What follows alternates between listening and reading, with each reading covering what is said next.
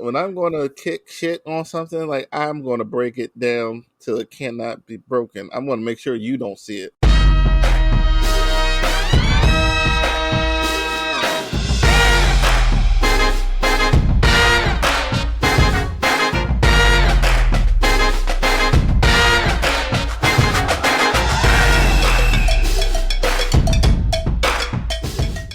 Welcome back. Oh man, episode 74. 74. That's right around the year I was born. Just kidding. A little bit younger than that. Just playing. But man, welcome back. We have the fearsome foursome. You know, the four horsemen of the apocalypse on the crew tonight. We got Professor Mike Jones, which is of course Ric Flair. What's How up? you doing tonight? How's everybody? Energized as always. QP the social. Hey, what's going on? I'm coming in with energy today because you want to know why? 500 members today. I'm happy about that. Yes. I really was Thanos on the porch there. I was happy. So I'm just good. Looking over at a grateful world. Right. And I can appreciate Thanos. You know, he did a lot of hard work. He's like, I'm taking a nap. I'm just chilling after this.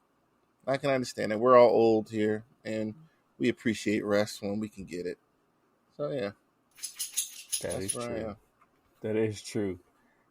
And welcome back, Rob, man. What's going on, Rob? What's up, everybody? Good to be back. We missed you. Rob's dog is playing Street Fighter 6 in the floor right now with a bone. He's definitely co-starring. I'll try to cut out as much of him as I can. He's a pug, though. He breathes out of his mouth.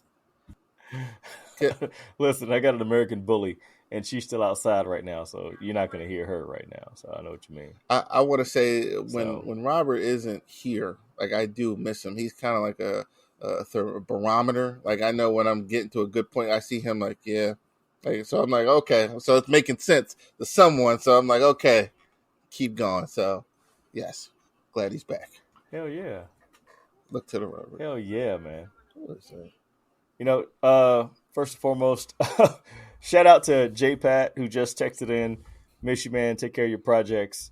Megan, go ahead and, make your treats. Handle your business. Tosh, miss you. Handle your business. Terrence, miss you too, bro. You are at the movies right now watching Spider-Man Across the Spider-Verse. Across the money. And who else? Liv. Who else? Liv. That's it, right? Liv, Tashi. Liv. Tasha said she wasn't gonna be here. She finally gave. Now she's out. Yeah, she had to go make sure that painting, that chalk art on her wall wasn't trying to haunt her whole house. Come get it. Shoot, it might have been the painting that's in the message. We don't know. That's true. It might be spooky, but man, we're gonna lead off with, I think, what you want to go with, Little Mermaid. Yeah, we can talk about you that. And Mike? Yeah, sure. That's fine. Yeah, so when did I go see it? Last week? A week before? I don't know. So I actually went to go see that. Took all the kids and the wife. Let me tell you, that was an expensive trip to the movie theaters. I'm like, God damn. So whenever I spend that much money with the kids, I make sure that they're awake. But they were awake and they paid attention, and the movie wasn't that bad. I was mentioning I fully expected to take a nap while the kids were watching the movie, and I did not. I was engaged and amused by parts of the movie. There was about a 3-minute moment that I could have done without, with the little rap there at the end, but I think it was a good movie. If you got daughters, kids, like, you should take them out. You won't even feel the 2 hours there. I was Mike, I don't know about you, but when what's his name? What's her father's name? I thought they killed him. Yeah, I was like, oh, they killed him in this one. Yeah, he disintegrated. Yeah, I was like, oh, okay. Snapped him away. I was like, what's going on here? Yeah, so like it was pretty good. I was like, okay, that's just how we're doing it today, Disney. But they brought it back, so I was like, okay. What do you think, Mike? I thought it was pretty good. For me, it started off a little rough. The songs just weren't quite hitting first 1 or 2 songs. But once she lost her voice and got her legs and everything, that's when it started just smoothing out and leveling off to me. It got it was a much better movie from that point on. So I really enjoyed it. My wife and my daughter and I went. The rap, the Aquafina rap, it was bad, but it was just her voice was just annoying as hell. That's probably the Yeah. only knock I could give this movie. Really, is her voice just kind of nasal the whole time. It's like she needed to clear her sinuses the whole damn movie. It's kind of weird that they would have somebody who sounds like an 80-year-old chain smoker do a rap. right, You know? just do a voiceover in general. She sound like really, yeah. Why would? As soon as I heard it, I knew it instantly who it was. My wife's like, that shit sounds familiar. Yeah, that's that Aquafina chick. Oh. Yeah. But I had no Other than that, qualms. I didn't have an issue. Yeah. Other than that, I have no issue with that. But when the song happened, The end, when all the merfolk showed up at the end of the wedding, at first I was like, man, how is this? They going to have a wedding without her people showing up? It doesn't seem right that Triton wouldn't showed up. He did all this for his daughter. And then they showed up deep. I'm like, yeah, that's how it's supposed to be. That was a good part for me. But like I say, the movie, I enjoyed it. I'd recommend it. It didn't feel weird going to see it as almost a 50-year-old man. It was straight. Now I wouldn't go see it with a bunch of men, but it was still Yeah. but it was straight. I was cool watching it, and it was good for the family. It was a good definitely family good outing. family. Yeah, I stand to that. Yeah. And just to add for all the people and angry folks in the comment section, it was a good mix of people in the audience. Everybody, It was a utopia. Yeah, and it was a utopia on that island. Everybody Like was represented. Everybody was represented. Yeah. I said, no, not the island. I'm talking about the theater. Well, no, I wanted to touch base on the island because me and my wife were trying to figure out exactly where they live. Oh where yeah, the black they and never white quite folk said were. where they lived. It was No, they were in the Caribbean. Yeah, where in the they Caribbean? were. I don't know. Yeah, they were dancing festivals and all that other stuff. It was great. So I was like, okay, that's cool. Yeah. It was beautiful. Everybody coming together having fun. The audience and apparently on that island. Like I said, I was like, oh wow, I said, look at that. I almost shook this guy's hand. It was like I was like, hey, thanks for coming out. Appreciate you. I said, that's what I almost said to him. Yeah. That makes you feel good, man. That's real good. And like Mike said, damn the right. comments, The comment section make you want to hate the world, but yeah, it was cool. I didn't get to see Spider-Man, but I did see a little kid, like the Black Panther moment I had with the little kid. I saw one dressed up as Miles Morales. So I said, look at that shit there. I loved it. I can't wait. Man. Speaking of Miles, I'm going to go check that out tomorrow with the family. As of recording, it went live today. Early previews were last night, and there were some early previews on Wednesday, and some people got to see it. But I can't wait to see it tomorrow. Like, really can't. Yeah, those previews, it's already racked up almost $18 million. Wow. That's good. Wow. Yeah, it's going to be a big weekend for it, I think. I can't wait. I'm seriously can't wait for that. Oh, man. So, Mike and Q, sign off on the movie. No? Give me a grade. The B+. Yeah, I go with a solid B. Okay. If I was a pubescent child, I may give it an A, but it's just like, okay. I didn't fall asleep. So you get a passing grade. I didn't fall asleep. I had to nudge my wife, but I didn't fall asleep. So I didn't have any caffeine other than the regular watered down sodas they sell you, but I was good. I didn't take anything to try to stay awake. It was just happened. So like, oh shit, the movie's over. That's a test right there. That's testimony right there. Kept me I fell asleep during Shazam. I definitely got comfortable and lost track of time and space watching that movie. I fell asleep in Mario Brothers. I still don't really know how it ended. Me too. Yeah. So, but Little Mermaid kept me up. So that was cool. Man, speaking of Mario Brothers, I had this conversation with my wife earlier about Mario Brothers. We haven't seen it. We didn't go to the theaters to check it out. And she was talking about wanting to go to see it after we saw Miles Morales, because that's the order that our boys wanted to watch it in. And I said, listen, it's going to show up on streaming in a couple of days, couple of weeks. She's like, no, I want to see it in the theater. And Mike brought up a good point, a good topic, streaming versus going to the theaters. And so is there, Mike, What's your feeling about that? I think things are. I'm a theater guy. I prefer to watch movies in the movies. I enjoy the whole atmosphere. I make fun of the sodas, but I enjoy the overpriced sodas and popcorn. I ate damn near a whole box of popcorn by myself today. I enjoyed all that. And yeah, you can. I got a nice size TV and you can make popcorn, but it's still not the same. I like the movie atmosphere. I like to enjoy a movie with the crowd when they react. Like Endgame when Cat picked that hammer up. When everybody was vibing together and you got that energy from everybody around you, just you can't get that at home. I'm a movie guy. When it gets on TV, it's hard for me to watch it. There's too many distractions. I got my phone. I got any damn thing. So I prefer to watch everything in the theater. I enjoy going to theaters. It's just a lot of fun to me. I agree with you. I can.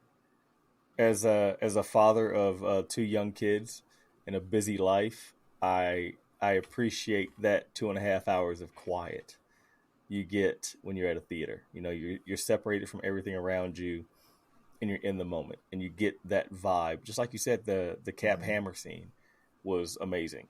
You know, the Wakanda Forever scene was amazing at a theater. But I'm a theater guy. I like the atmosphere and the feeling and the vibe and the sound and the vibration and, you know, like you said, all those things. But there are some times when you're like, man, I'm just waiting for this to come to streaming. You know, there are those movies where you have to see them in theaters, and there are those movies you just want to wait and be like, I'm gonna save my $27 and just, you know, sit back and chill. Positive. But I'm with you. I like the movie feel, but sometimes it's when you're at home. I watch most of what I want to watch between the hours of 10 p.m.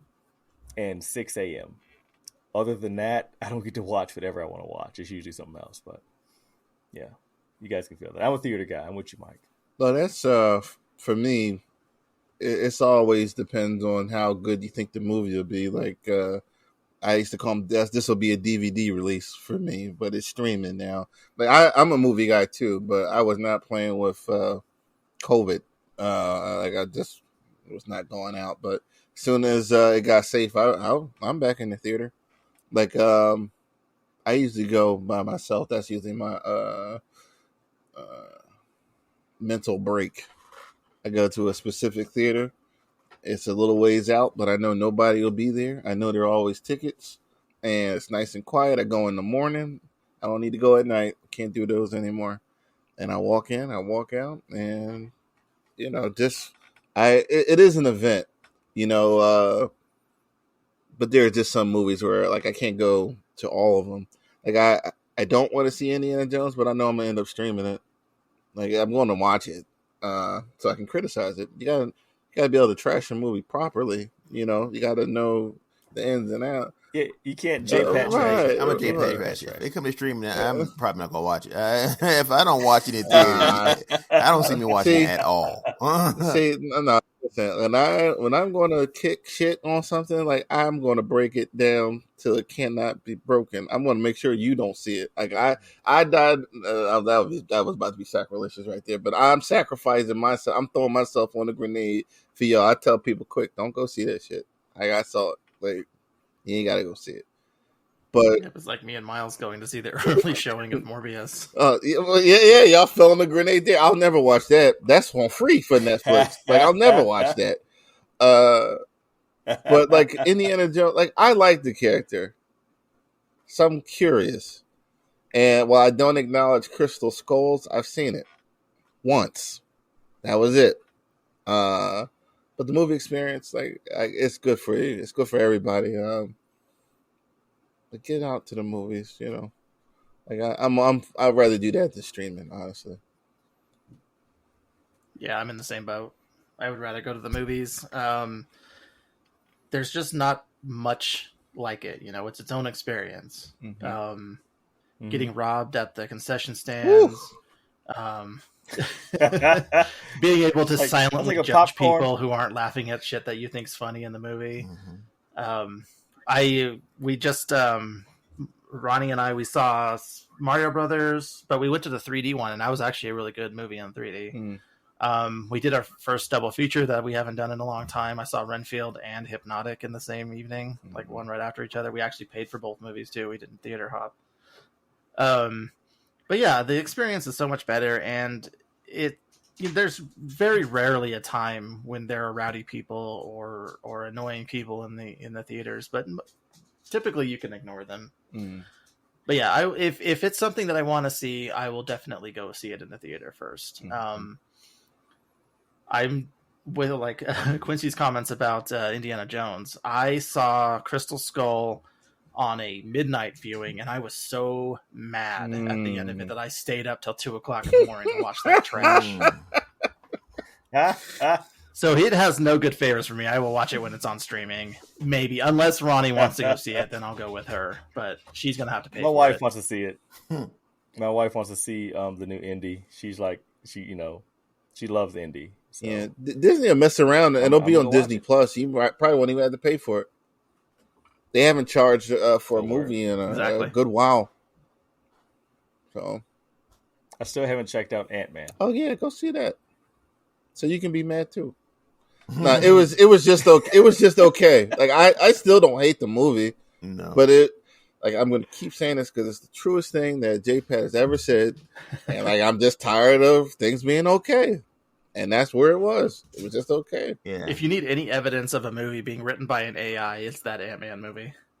Yeah, that movie. Oh, shit. Once I cooled off, it was like, yeah, this movie was not as good as I thought it was, and I was still under the ether. When I got home and sat and thought about it, just no.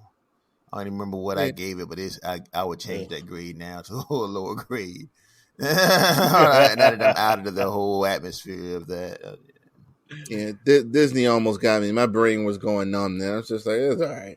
Like, I guess this is what it is. But thank God for our savior, James Gunn, for giving us a good movie, reminding us that it can still happen. But, it was okay. It was just okay. Man. All right, let's roll this into wrapping up the Endgame topic, that we talked about.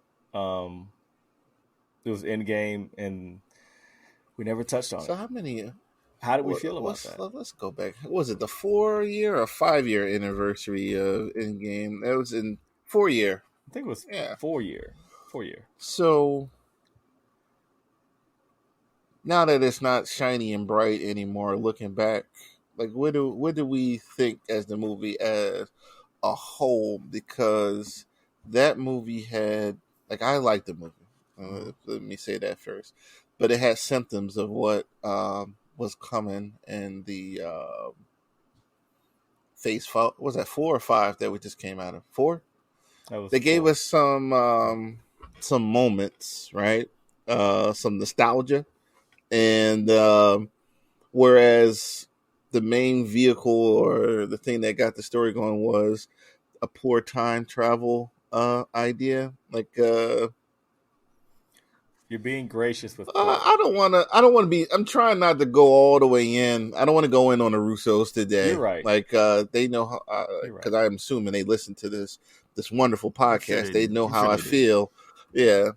They should. If they don't, they know how I feel about that piss poor time travel theory.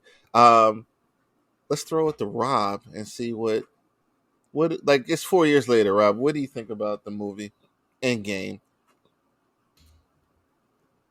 I think that they had a good idea going, but they didn't know how to end it. And time travel is just that go-to when you're out of ideas. It just is. Unless you're a show like Star Trek who does it all the time and does it a lot better, then it's just a fallback. It's just something you can do to easily reset. It's almost like waking up from like the end of a movie where you wake up from a dream and everything was a dream. It's like one of those. Just contrary, and it's going to piss everybody off. And the time travel that they did in this movie honestly makes me scared that they're doing time travel for all of phase 5 and 6. What makes you scared for that? But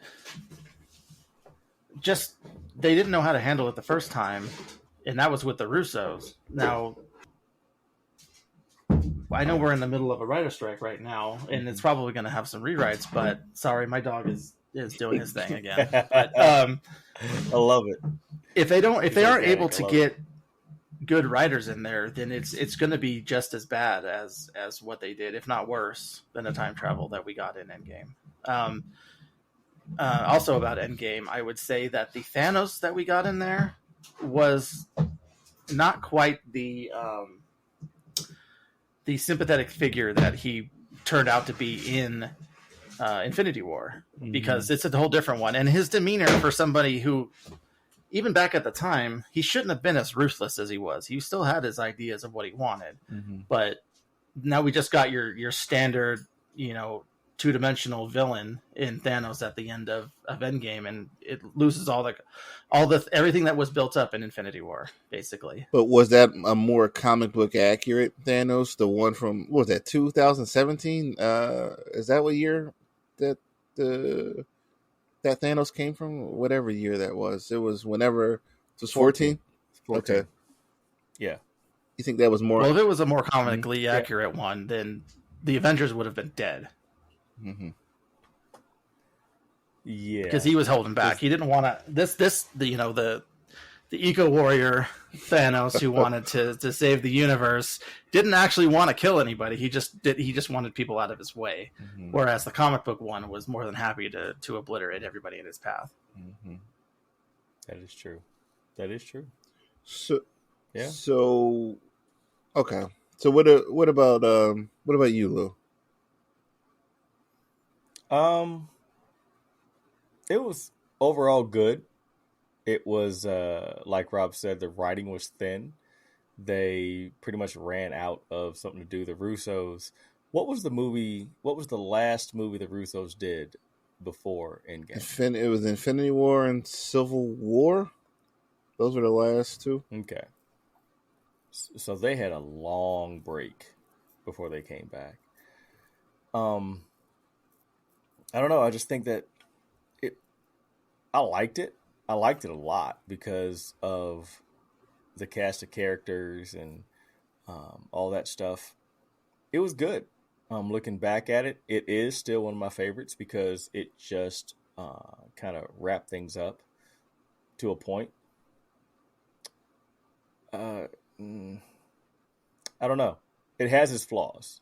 And now, like Mike said, when you watch something again, you go back and you think, man, this is flawed. But I liked it because I was in the moment and you're in the ether, like Mike said, and it's not terrible, but it's not the ending that it should have been. So, overall, didn't mind it. It's kind of like whenever they forget to take pickles off your sandwich and you order, something. You get pickles on it because you don't want pickles, but you have pickles on it. But it's pickles. That's pretty much what it's like. You get pickles on a sandwich, but you didn't want them on that. So, like, what the hell he talking about? I know y'all thought that shit too. Somebody else got to say it besides me. I'm like, what the hell he be smoking on? You got to connect those dots. It's not up to him to connect the dots. I got to be the one. I'm just okay. Yeah. All right. Like shit. Go ahead, Mike. Listen, what you got? I don't have much. I really don't. And I'm kind of the opposite. I don't think that they ran out of ideas. I think they focused too hard on closing. And I think they focused hard on closing wrong. They were trying to close the whole thing out, like we said before a couple of weeks ago, instead of just closing that one story out. It felt like they tried to close their whole universe, and that wasn't what it was. It was just supposed to be the end of that story. I felt that they put all their efforts to that. So I kind of think they gave us lackluster reasons for this, lackluster reasons for that, because they felt like that was going to be the end. Almost like they without us, it ain't going to be no more. And honestly, I couldn't tell you a Russo movie before they got to the MCU. I couldn't. I may have seen them, but didn't know they directed it. I think that's where their problem was for me. I think that, like I just said, they went too far in one direction and trying to shut it down. Now, do I still think it's a good movie? Yeah, I still think it's a good movie, but again, it's for these scenes. It was not straight through. It's one of the movies that I'd have to fast forward now to get to where I want to get to, and I don't need to see the filler in between. Let me Gave see. you the moments. Yeah, give me the Captain America and Spider-Man fight. I like that fight. Especially the end. Like, where you from?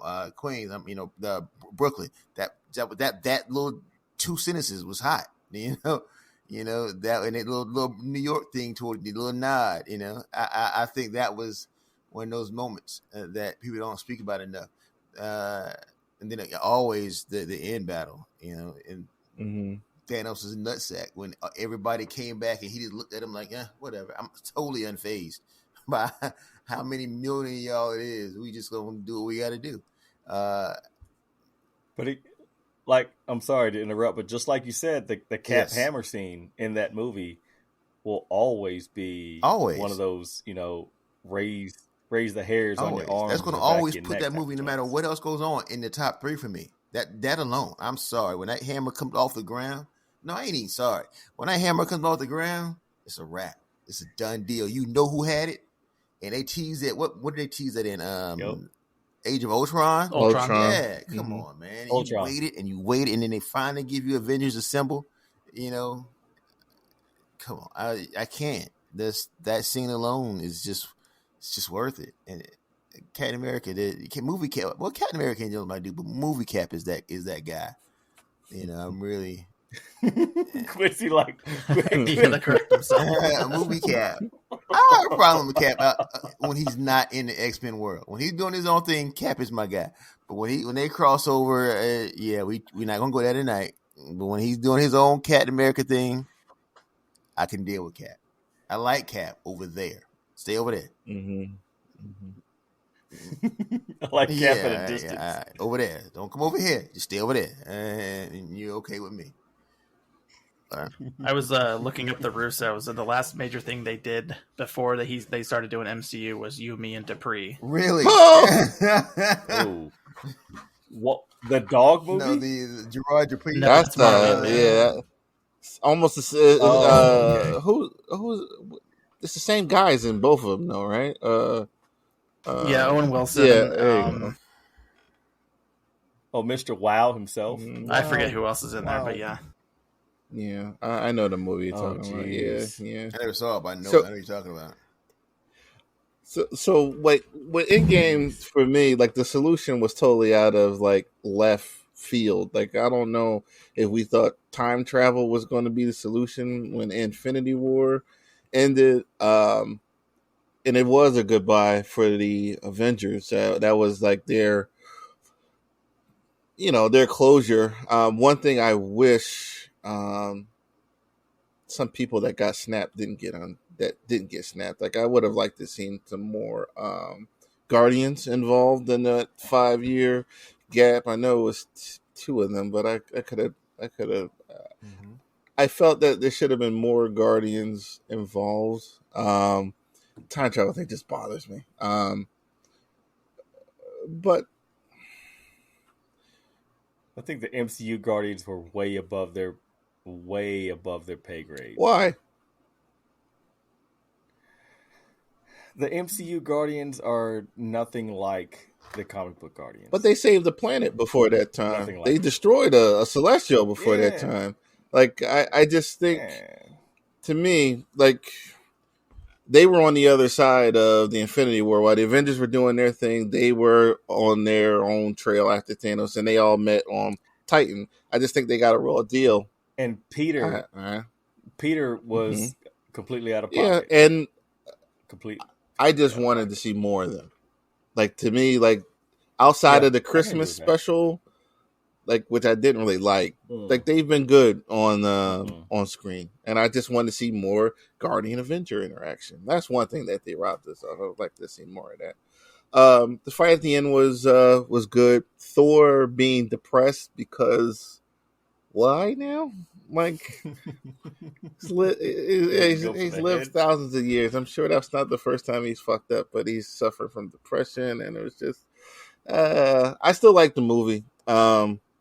Nothing's really changed, but there were some trends that happened in that movie that kind of continued and went the wrong way going into the next phase. The the fact that the directors and the writers didn't agree with what happened with Cap, kind of that's kind of crazy. Like they both have different answers as far as what happened to Cap during uh, his time travel journey. I wish did they do like a comic or anything explaining like what he did? Okay, all right. I don't think so. No. I don't. That story is stuck. Is with what happened to Xandar when they lost the power gem. We don't know what happened. Oh it just gosh.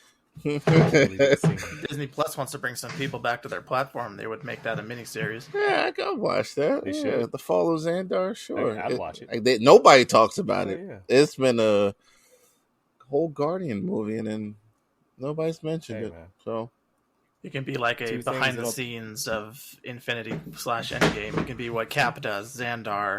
What happened to the Collector. Yeah. Okay, I was gonna say what was Xandar. Okay, all right, I'm tracking now. Yeah, we got a couple of Groot shorts. Disney doesn't talk about Bruno. They don't talk about Xandar, and they don't talk about what happened to Cap. Oh. 3 things. Yeah. Still very good movie. I don't know if it's like a top 5 movie for me, but like You, Me, and Dupree. Wow. I've never seen that movie, but I know exactly what you're talking about. They must have knew somebody. Yeah, what about, that's like the thing I say about Tim Burton. What made them think that was the guy to do Batman? What made them think these 2 brothers from that movie are the guys that go to the MCU? What? I'll tell you why they hired Tim Burton. They hired Tim Burton because of Pee-wee's Big Adventure, which was a hit. It was a great hit. I love Pee-wee's Big Adventure. What's that? How would that line up? No, I'm telling you, like I looked it up. They that's why he got hired based on the success of that movie. They thought that his vision was the one for Pee. Yeah. I guess the large Marge said, I guess shit. I don't know. Mike, sometimes you crush that interview, man. And like people just like bring them in. Yeah. Bring them on in. Oh, yeah. Like, and the funny thing is, everybody, we all know Tim Burton's style when we see it. I didn't know Tim Burton directed Pee Wee Herman's Big Adventure for a long time, but when you go back and look at it, you're like, how the hell didn't I know he directed this? Like the nightmares and the large Marge and like, oh yeah, Tim Burton for sure. That's all day. That's one of my favorite movies. Yeah. I used to know it by heart. I love that movie. I love Pee Wee Herman's Big Adventure. Man. Love that movie. Didn't he do Edward? Yeah, he did. Scissorhands. And one of my favorite ones is like Big Fish. Even though it's kind of, I like that a lot. It's all strange. Like Beetlejuice is like Beetlejuice is peak strangers. I love that movie. Making a sequel to Beetlejuice. Why the hell? Yeah, money. Only money. Reason. They want to ruin every one of our memories. I mean, what about that made it open for a sequel? I mean, this is a whole new kid that's doing it. But they're having the same. The Deets. Why would they even say the name over? I can see if it was another kid that got tricked into it. I can see that. But the same family, they know what's going to happen. What is that about? It's the girl Wednesday's going to be in it, and Winona's coming back, and Keaton's coming back. And maybe that's what it. Maybe it's the new Wednesday chick. She says it, and then Winona comes to help her. Okay, I can go with that.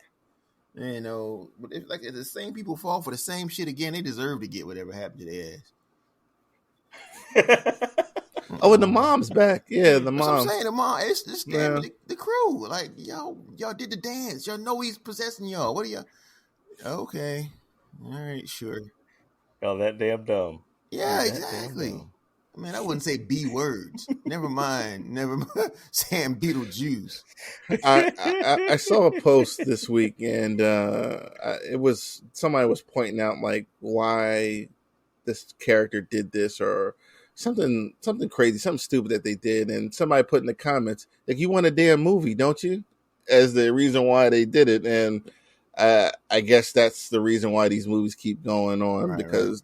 Like the characters, they gotta do something stupid to keep it going. Right. Like why are you messing with Jason Voorhees' body? You know he's gonna come back, or why are you messing with this? Like you want a damn movie, don't you? But we still say it anyway. Like these dumbass kids or these dumbass people. This is just like I don't know if you watched 24, but there's no reason for 24 episodes. If they would have listened to Jack in the first 2, it would have been over in 4. Nobody listens to him. All right, we love Endgame. just have some problems with it. Yes. We do. It does, like everything else, man. Oh man, let's stay on the Russos for a second because they actually gave us one of the best fights in hero movie history with Cap in the elevator. Hands down, one of the best fights in hero movie history. Now, there was a post, correct me if I'm wrong, Quincy, about the best superhero fights on the big screen. That ranks up there. And I think, I don't want to speak for Mike, please correct me if I'm wrong, but he likes that movie, Cap and Winter Soldier.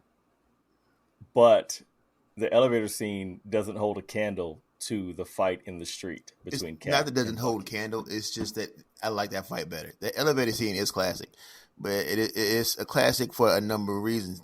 The action was one, and again, Cap's just nuts. Before we get started, does anybody want to get out? Come on, man. How do you say some shit like that to somebody before you whoop their ass? He won't scared. He won't nervous. Before we get started, I'm gonna let y'all get out. Y'all sure y'all want to do this? Okay, all right, let's do it. It's beautiful. That made the whole scene for me. That really did. Yeah, I like that. That's my guy right there. But the bridge scene and the Bartok scene is when you really knew the hand to hand. That was probably, to me, the best hand to hand comic book movie fight. That movie there, that set the bar for hand to hand in comic book movie fights. None of them had ever been that serious. None of the Batman fights were that serious. One punch, or he might like I said before, grapple him somewhere. But Cap threw hands, knees. He threw it all. Yes. But the bridge scene, you got everything. The knife, you got guns, you got everything in that one scene. So yeah, that's my favorite fight scene. I dig that. I dig it. Rob, what is your favorite movie, hero movie fight scene? Or hero, like Quincy was like Daredevil was in that too, right? The hallway scene. Yeah, I go ahead.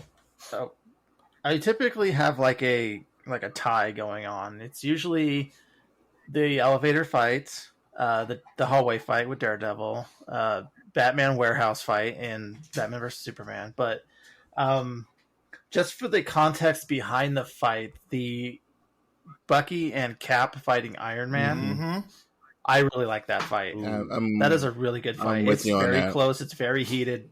It's emotional. It's hand to hand. It's emotional. Yeah, there's a lot of emotion behind it. All of them are hurting, and this is all because of one villain who has no powers, misunderstanding, and almost destroyed the entire Avengers.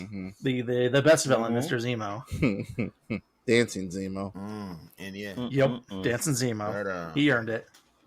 I that's one of my favorites. Because Cap and Iron Man, they were almost fighting like they did not know each other. But I'm gonna go back. They gave you the scene from the comic pretty much to cover. Yeah, they gave you that scene. I'm gonna go back and I'm gonna give you Blade versus Jared Nomak and Blade 2 at the end. That was a schoolyard fight. Like it was no while Blade had the kung fu and everything, they were running at each other, suplexing, breaking arms, and right, and it was brutal. It was brutal, and it was one of the rare times that Blade was like he was getting he took his lumps against Frost on the first one, but Jared beat his ass, and that's one that sticks out. I'm trying to think back because you guys covered some. We all talk about the Batman warehouse and Captain America fight. I'll even go back as far as now it may not look the best compared to some of the stuff nowadays because Christopher Reeve fighting Zod in part 2, like they were throwing each other all over the place. I like that fight, and then whatever year that was, 1970 or 80 or whatever, that was probably prime superhero fights. But going back to Daredevil versus Kingpin and his suite on season 3, the fights with a lot of emotion and a lot of things on the line, and like those kind of stick out. I was actually thinking about the Netflix shows, if there were any fights that were really kind of close where he wasn't sure who was going to win outside of Daredevil. I can't really think of any. Not The I forget who she was fighting, but Jessica Jones fighting that dude in her apartment where they were just tearing it apart, throwing each other through walls. Yeah. I forget, the guy was like hopped up on one of those super soldier drugs Yeah, and went after right. her, and she just they were kicking the crap out of each other. I really like that fight. That's when her friend took the drug to help her. Is that her I sister think or whatever? so. Okay. Yeah. Okay. And there was another one I just slipped my mind. Jesus. Oh, well, forget it. It was right there. You mentioned Netflix. What was that? Oh, this wasn't a movie, but like I like this fight. It didn't last that long, but it was pretty good. Oliver Queen versus Roz. When at the one episode when he fought him at the top of the peak, and he was beating Oliver's ass very smoothly, and Oliver had the window to take him out, small window, and he almost got him, but he ended up getting kicked off the side of the mountain. I did like that one too. There was a lot of tension there. Like everybody around him was talking to him like you're about to die. Like make your peace because it's over. And Oliver almost pulled it out. Yeah, Oliver was the man back then before he got soft, but Ollie he got soft though. Thanks to I wonder why. That good loving, I guess. Is it Roz or is it Race? It's pronounced Race, isn't it? Isn't that how it's supposed to be pronounced? I've heard it both. I've always pronounced it Ra's Ghazul. I did it into an episode of Batman Beyond, and Batman corrected Terry when he said that. He said that it's pronounced Race, not Roz, because Terry said Roz, and Batman said it's pronounced Race. No, not Batman. Bruce Wayne said it's Race. So I've been going with Race since then. Okay. We'll throw that out there, yeah. All right. Man. All right. My favorite fight scene had to be, out of everything listed and talked about, was the one shot of Daredevil. That whole hallway fight scene was because Daredevil's powers didn't have anything to do with his muscles or anything. He could just hear a lot and see a lot from echolocation, and he just beat the living fire out of everybody. And he was bleeding, he was hurt, he was taking damage, and he just cleaned house. And it was just amazing to watch a mortal man just wipe out like 12, 15 people in a hallway. That's what threw me, and it was just amazing to me. And cinematography played a big part in that made me love it so much, because it was just one continuous shot the whole time. But watching a mortal man that could just hear a lot better than everybody else whip the fire out of everybody was just amazing to me. That's why I love that one so much. Close second was definitely the Cap elevator scene, But Cap, he was a man in that movie. In Winter Soldier, he was absolutely the man in Hand to Hand. Like Mike said, he just handled his whole business. But nobody else could really handle him, But he was souped up. And, Bartrock, was that how you pronounce his name, Mike? Bartrock? It's Batroc. The Leaper. Batroc. Yeah, Batroc was another mortal person, and Cap, whipped the fire out of him. But, Daredevil was just a regular old dude that bled and had to have a night nurse and all the rest of that jazz. Get patched up and go to work the next day. But I just like that whole scene was the shit to me, honestly. He was just mortal. So, a couple fights I hadn't thought about in a while. What about the X-Men ones? Like Wolverine taking on those soldiers in X-Men 2 when they were infiltrating the mansion, or Logan's last stand at the end of Logan when he overdosed on that drug and started taking out the pursuers to protect those kids.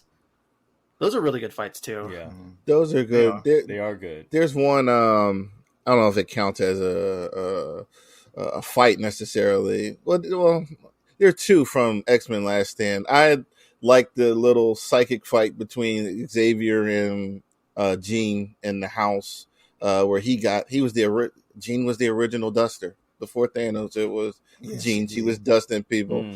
And at the end, when Wolverine was withstanding her attack to get to her, to kill her, I had liked those scenes. Like, I know I don't know if I ever got to a point with Hugh.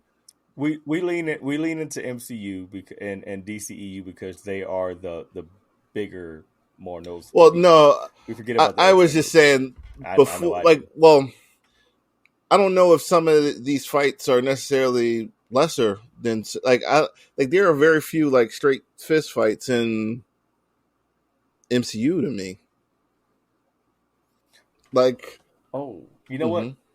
I'm sorry, the whole fight scene at the Statue of Liberty between the X-Men, and then it was Toad and what's her name? Sabretooth and Mystique.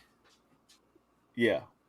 Those were good Mystique fight scenes. and Wolverine in there. Yeah. And there's another one that I think is still good, and that's Spider-Man versus Dr. Octopus and Spider-Man 2. Like from the tower to him stopping the train, and I still like that one. Still like that one. Yeah, I agree. We forget about them. I'm gonna go on YouTube and look up the best fight scenes in hero movies. There's somebody out there that has. There's one. A big. One more I have. Batman 1989. It only lasted a couple seconds. Batman versus I'm gonna call him the Karate Man, who had the swords, and he was parrying, and then he just kicked the shit out of the guy. Like, I love that moment, like that. When he had he parried, then slapped him, and then the guy came back, and he just kicked his head off. Like that. That was probably peak Batman until the warehouse. I didn't really care for how Christian Bale fought in his movies, but way too labored. But the fight with I love this fight because it's just funny to me. The fight with Bane, the second one, they were clearly just looking for each other. Another schoolyard fight, and they were just pounding on each other, and I like that fight. But other than that, Bale with the elbow strikes, he just. I don't know who said that choreography, that those fight scenes were it, but they left something to be desired there. Love those movies though, but yeah. I want to give a honorable mention to Indiana Jones when the guy came out with a sword, swinging it around, being all flashy, and Indy shot him. That was comedic genius. You know the story behind that, right? That he was sick that. Yes, he was sick that day, and the whole crew was, except for Spielberg. Yeah, it's like I can't do this. Yeah, I didn't know that. Yeah.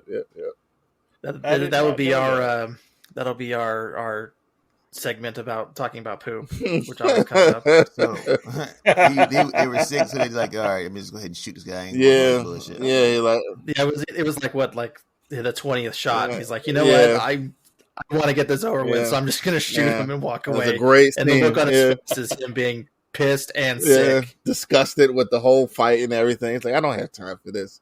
Just shoots him and it's over. I'm going to shit my pants. We need to stop filming. Wow. That is wonderful. Wow.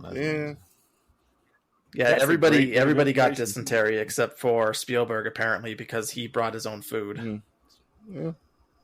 Oh, geez. Yep. Real live Oregon Trail right there on the set of Indiana Jones. Love that Indiana Jones. Gotta love him. Man, there's no smooth transition, but I want to get into the writer's strike. I want to talk about how Netflix jacked up prices and yet they can't pay their writers. And Rob, I'm going to lean on you because you know more about this than I do. Yeah, well, I am a union person. I am a union representative at my office as well. Being a federal union person is a little bit different than them because we have a no strike clause. We're not allowed to strike. But our way of being collective bargaining unit is we do, the grievance process and stuff like that. But the writers, and now I guess SAG-AFTRA is also striking as well. With I think it might be in solidarity, or I'm not exactly sure. Fun fact: the president of SAG-AFTRA is Fran Drescher, actually. Didn't know if you guys knew not. that, but The nanny, but the nanny. yeah, she's the president of the SAG-AFTRA union. Amazing. But the strike for the writers, I mean, this is, I think they said, the 6th time in the last 70 years since they started that they've struck. It's usually because of, premiering technology and stuff like that. And when they struck last time in 2007 or 6 or something like that, streaming wasn't a thing, really. And so one of the biggest talking points about this particular strike is paying residuals through streaming.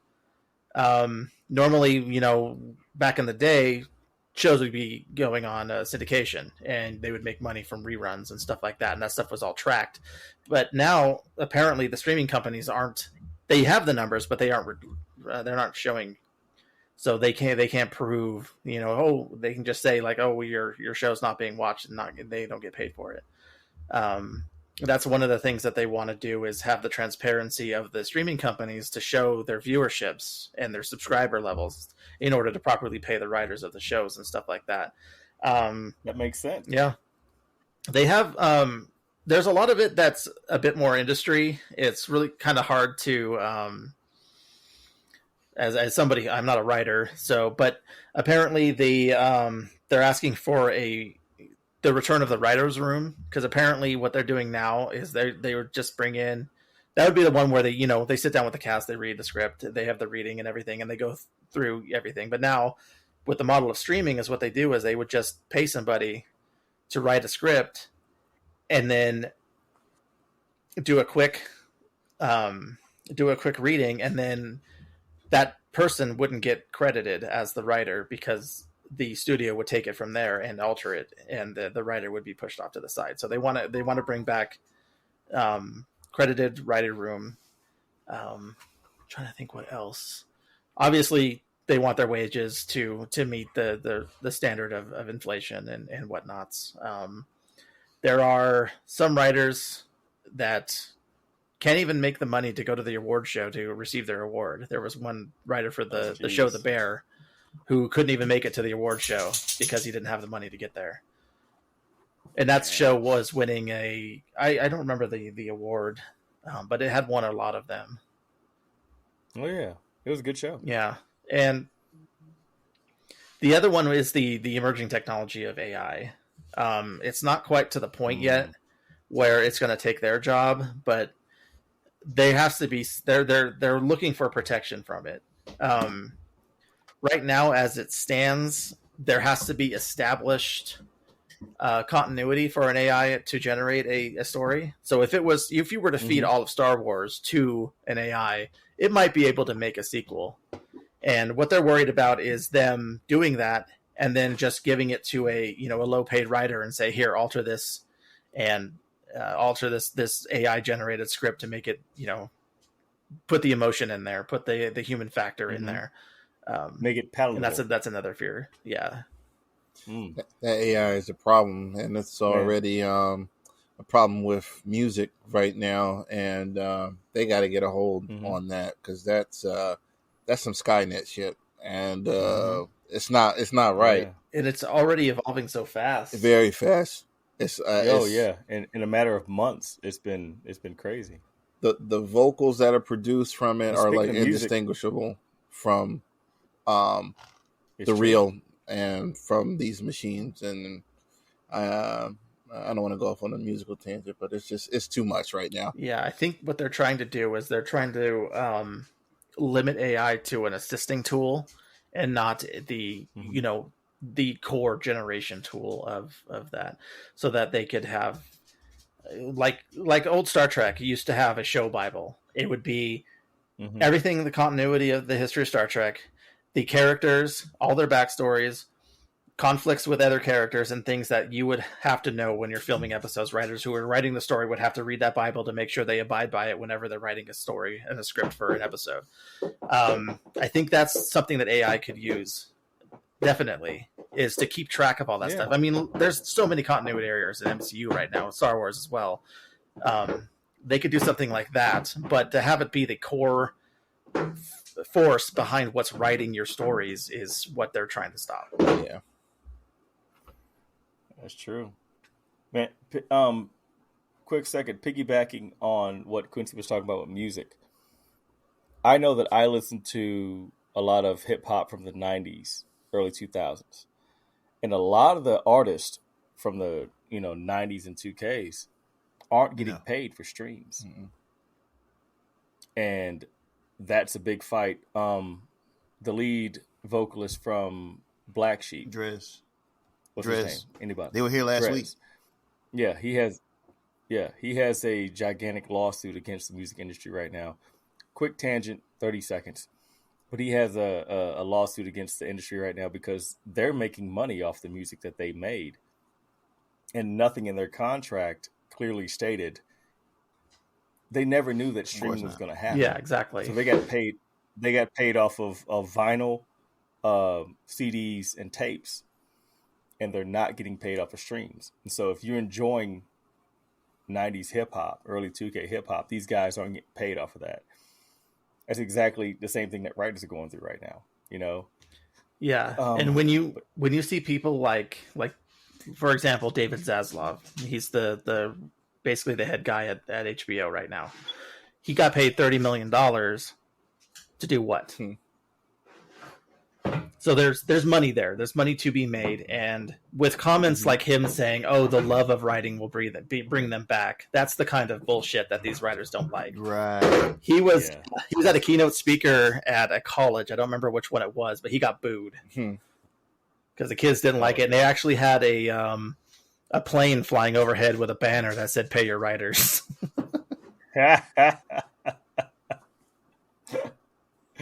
So there's money there, and they're doing the typical corporate thing. They're hiding the information, so they they can't get to it. I mean, that's happening with us right now. We have an unfair labor practice grievance against the Postal Service. Our union does, because we had a new system that we just implemented to get ourselves paid, and they're supposed to be completely transparent. And this was created by an arbitrator between the union and the post office. So it was a third party that created this thing.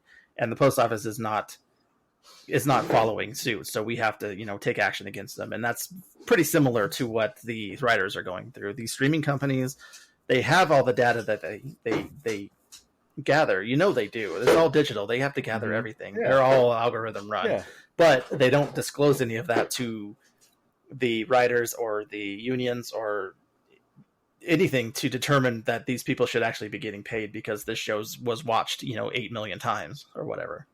And man, it's like Friends. The show Friends is watched all the time by people, but those cats made off hopefully they're in the process too of trying to get paid, because all these shows, Seinfeld, all the shows that we used to watch in the 90s, I don't know if these cats get paid. They need to. I mean, granted, they made a boatload of money, but still, what's right is right. If I do work, I want to get paid for it. Period. Yep.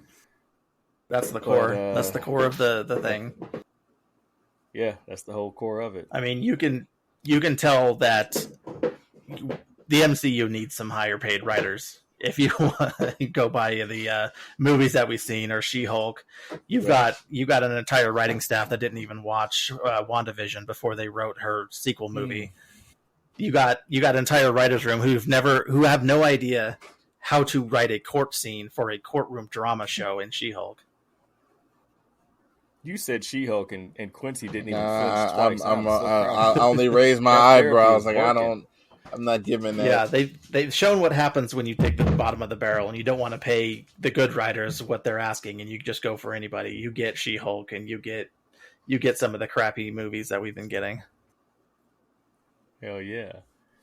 Oh man, listen. Quick transition. Thank you, Rob, for all that.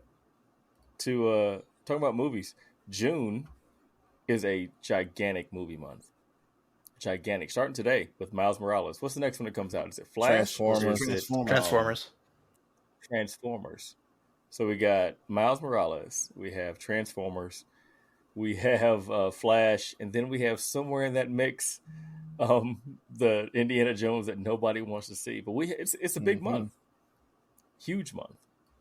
And so, Quincy posted a poll in the group, Multiverse Unlimited, on Facebook. Follow us if you haven't. 500 members. And I think Miles Morales ran away with it. But that's what I'm looking forward to. But Flash is a close second. And Transformers is a close 2A right there. It's a great month. How's everybody feel about June? I'm going to be in the movies. I'm looking at tickets right now. I'm looking at tickets at AMC as we speak to get my seats for next week. Transformers is the one for me. Like I just want that to be successful. I really do. Too. Who's directing? I don't understand how they've fumbled this. They didn't come out right with the first one.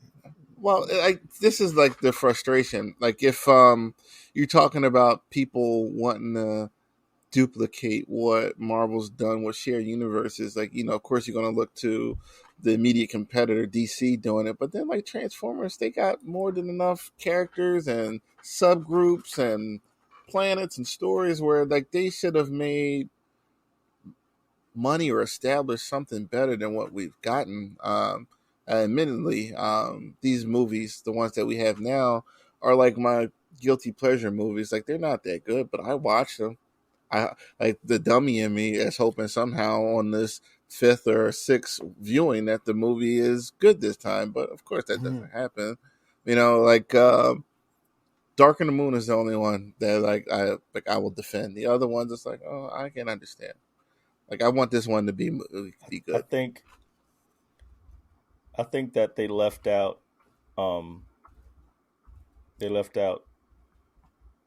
Dominic Toretto's key ingredient: family. His magical charger or whatever the car that is. Yeah. Make the Charger a Transformer, then you'll have the one he wrecks every movie, but it shows up again. Yeah, they rebuild it every time. That was my interjection. That was totally useless, but I just thought I'd throw it in there. Yeah, I just want that to work. Curious about the Flash, and I'll be waiting for Indiana Jones when it comes home. Curious is a good term for Flash. I'm more curious than interested. I really am. There's really no desire to see Flash, but I am curious to see what the damn hype is. This really all it comes down to.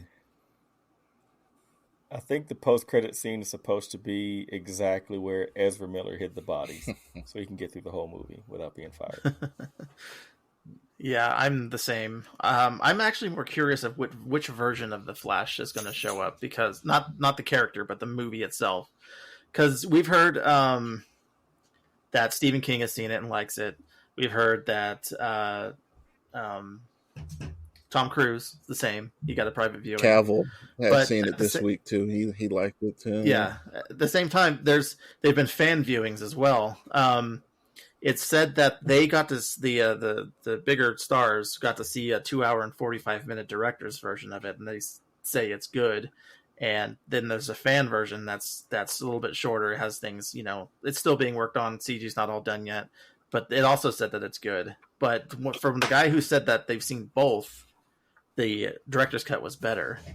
And to what you guys were saying about those cameos, they actually might be in there after all. So, but beside the point anyway, The Flash is the movie I want to see, just because we finally get the closeout of the Snyderverse. Just this is its resting point, and presumably it'll be the starting point of James Gunn's verse if they do the Flashpoint Paradox style of reset. Hell yeah. Yeah, since that was the one that kicked off the New 52. Save me, James Gunn. Save me. I'm with that. All right, so listen, this is completely off topic, completely out of the gray. We're all Star Trek fans or appreciators here on the panel. Overall, the whole crew, most of us. But who was the hottest female to wear a Starfleet uniform? No, I've had time to think about this. Like I'm going Troy, and I'm very confident in my answer. I'm going Deanna. I've seen her in person with a low cut shirt. It was impressive. It really was. Yeah. Now, are you going to go with blue shirt or purple counselor shirt? She rocked all of those perfectly. Like it's funny because like I don't know what they told Deanna like what this job was about, but you know she came in her regular her first outfit was you know it wasn't professional, whatever. She was medical. But she came in as medical. Yeah, right? but what's the captain that came in that told her to put the uniform on? Jellicoe. Like, yeah, you gotta put the uniform on. But Deanna in the nightgown, we've been blessed with that on a couple episodes. That's jeez. Like I don't know who she came. Well, she came on there for Riker. Like you know, I'm joking saying that, but like who'd you pack that for, Deanna? Because that thing right there, that I had to think about it. That I'm comfortable with that. Deanna Troi for me. She replicated that. Dude, that was a replicator make. That shit was no joke. If she answered the door in that thing and she asked me to come in, I'm coming in. No pun intended. No pun intended there. All right. All pun intended. No entendres detected. That's my answer. Skeet. What pushed Deanna Troi over the top? Was it with the lingerie or just like her whole persona? Yeah, persona, her clothes, the way she carried herself. You know, she's on my favorite Star Trek show, so all of that. But she's telepathic, man. She would know your wants and needs and everything. So yeah, and that's the problem. That's the problem. She would know you. I'm not lying to her. Like whatever you need. What would be the point? Well, you know. Yeah, all right. You wouldn't be able to. Whatever you need, babe. All right. Shit, like you see, Mike, one more thing. You see, Riker ain't never get over it. The whole 7 years, like whenever she gave him a funny look, he was with it. So, like, it was quite the experience for him. Hey, I'm with it. Mike, you're an appreciator of Star Trek. This is a little tough on me because I don't think I can name a lot of them off the top of my head. And I wasn't prepared. I'm sorry. But the lady who pops out to me is Dax. I can't pronounce her first. I don't know her head. Jadzia. Yeah, she pops out to me. That's the first person that popped in my head. I haven't seen a lot of episodes, but I always liked her look. I liked the way she looks. All right. I'm with you 100%. Jadzia Dax and then B'Elanna Torres. Those are my two. And a close third is 7 of 9. Well, yeah, those are mine. Because Jadzia was just, I don't know, she looked like something off of Baywatch thrown into a space station. You know, granted, you know, the character had a gigantic worm, you know, symbiote living in her. It was kind of creepy. But I did like Jadzia because she was tough. She was smart. She had 3 degrees before she left. B'Elanna Torres was just a rough and tumble security person that just wanted to beat everybody's ass. Well, somebody called her, what was their Klingon Light? Who said that? I did. I was not a fan of that character at all. Klingon Light. But, you know, those are mine. And we're going to go to Rob for the final because he's the biggest Trek guy. It's so hard to narrow it down because there's usually every cast has one. You know, you have your 7 of 9s, you have your Jadzias or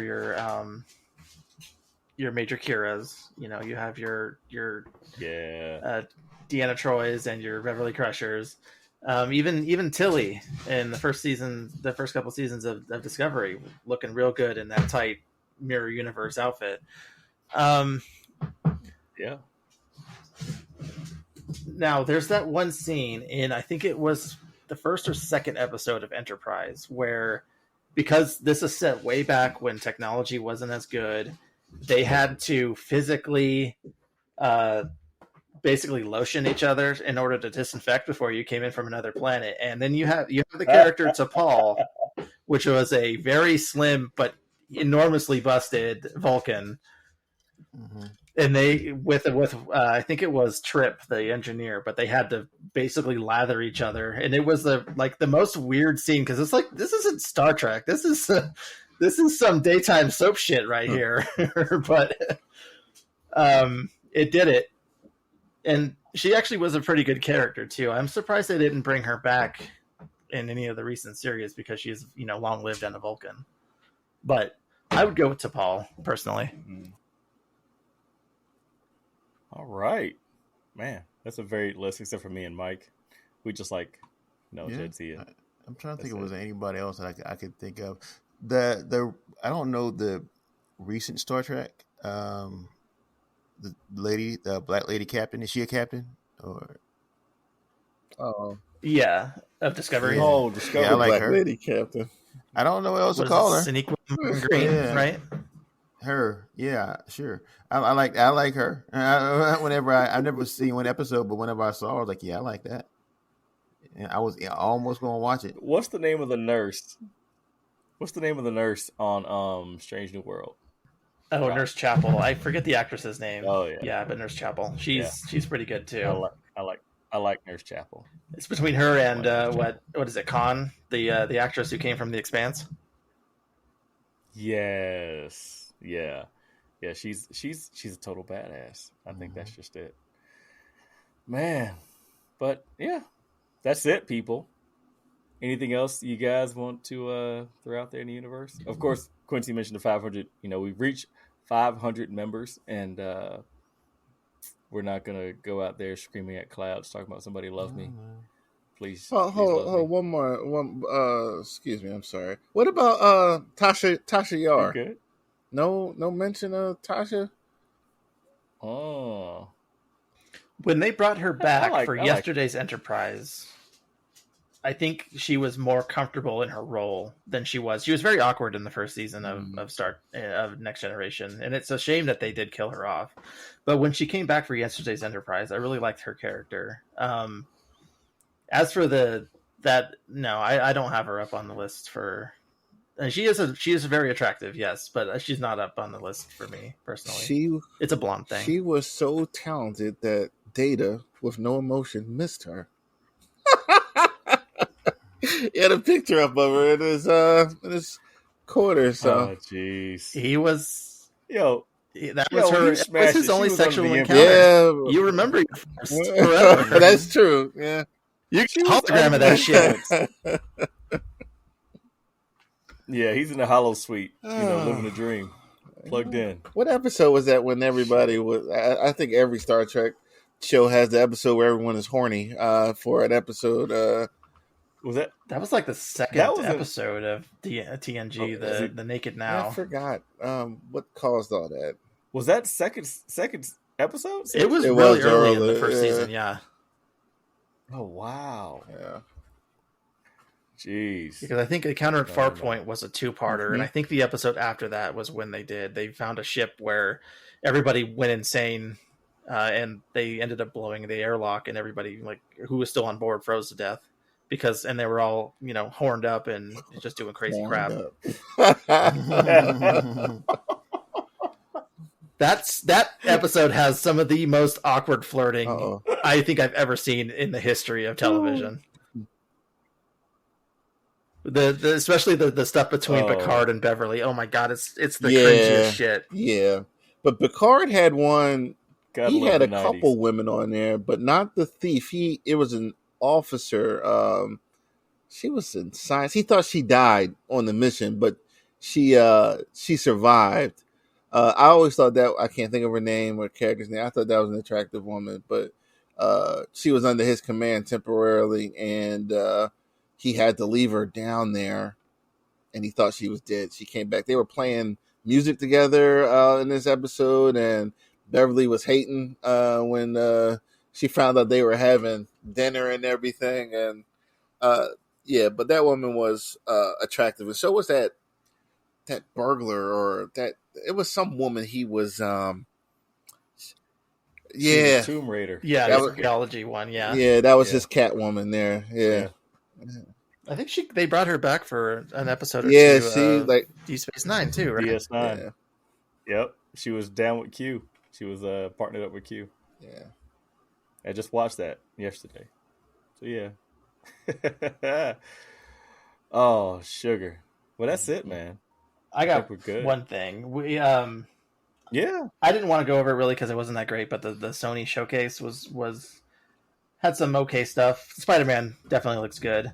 But I bought a $99 controller that plugs into my phone, Mm-hmm. and I bet you anything that thing probably works better than whatever crap that Sony is trying to sell us for, probably $300+. Oh, you bought a backbone? Yeah, I bought. They finally released a PlayStation version for Android, and so I jumped on that as soon as they had it out.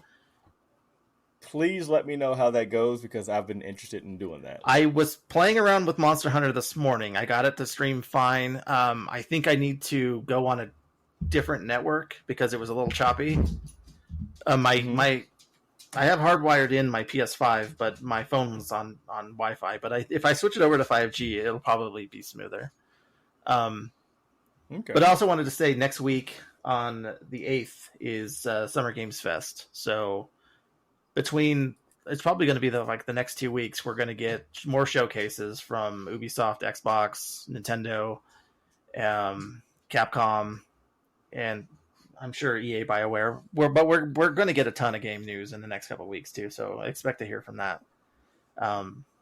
Bunch of fall drops. Yeah. Hell yeah. I know that all the first party stuff that was Sony was pushing out was, not exactly the most exciting crap, but when we get the publishers bringing out their prime stuff, especially for the Game Fest and their own streams, I think we'll get better stuff. I think Sony might actually have another one, honestly.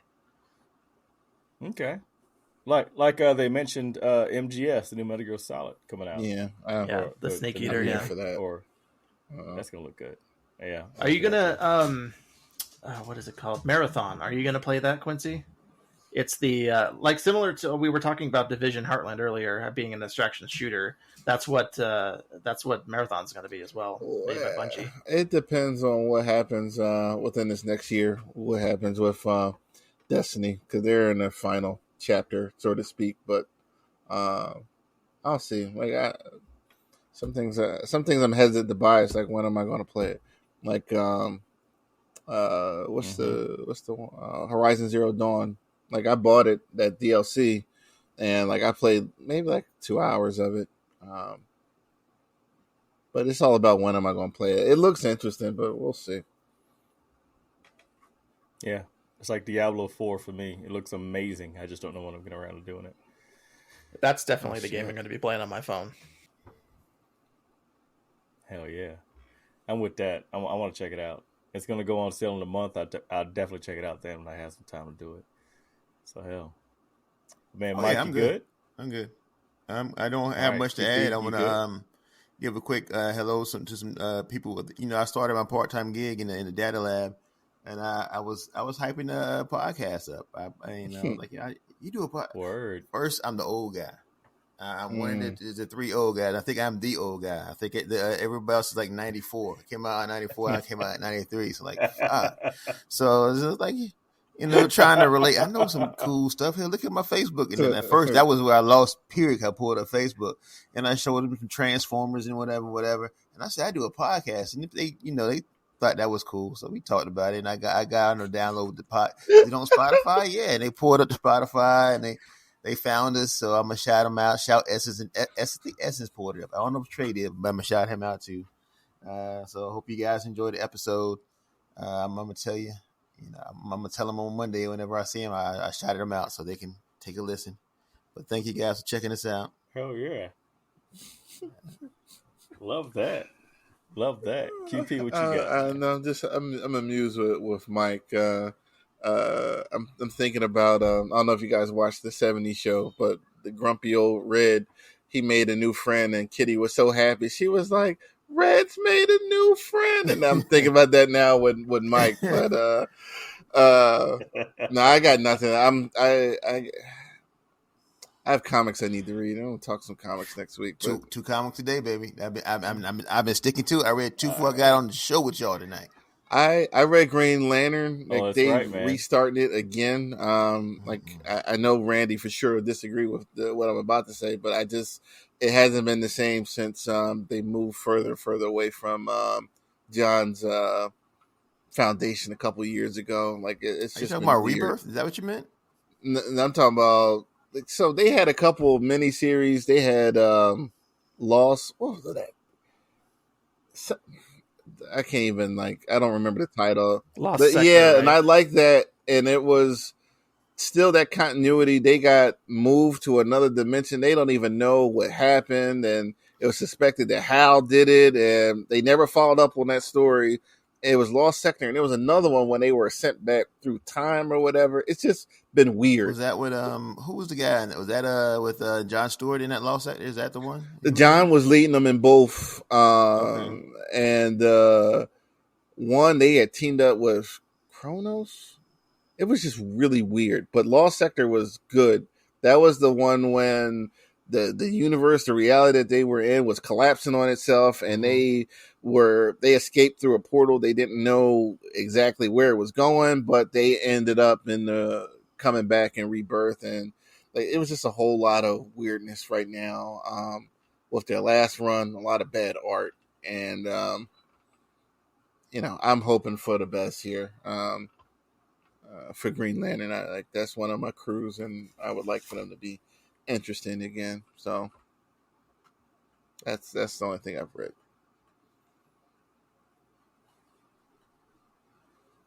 That's all I got. All right, Rob's got the pug. Look at him. Look at him. Is that all he needed? Because he been raising hell. Yeah. There you go. He took a break. That's all. He was taking a break. He let me rest a minute. He's starting to destroy more stuff. You think I'm gonna be quiet now, huh? Nope. Nope. It's early here in Nevada. But man, I ain't got nothing, man. I just want to show love to all you guys, all the panel, all the listeners. Panel, thank you for hanging out with me, man. I love you guys. Thank you, listeners. Love you too, man. We're up to episode 74, so we're doing great. Right. But man, I think we're gonna get out of here. I think we're all good with it. We're gonna check off on here, man. But for QP the Source, Professor Mike, Platinum Rob, shout out to Quincy. Shout out to Terrence. Shout out to Liv. Shout out to Meg. Shout out to Tosh. Shout out to Jay. Make sure you guys see you guys another time. And I want to tell everybody out there to please, please, please be kind to those you meet, because you have no idea what battles they're fighting. So until next time, we will holler at you guys, and we're out. Peace out. Peace. Peace out.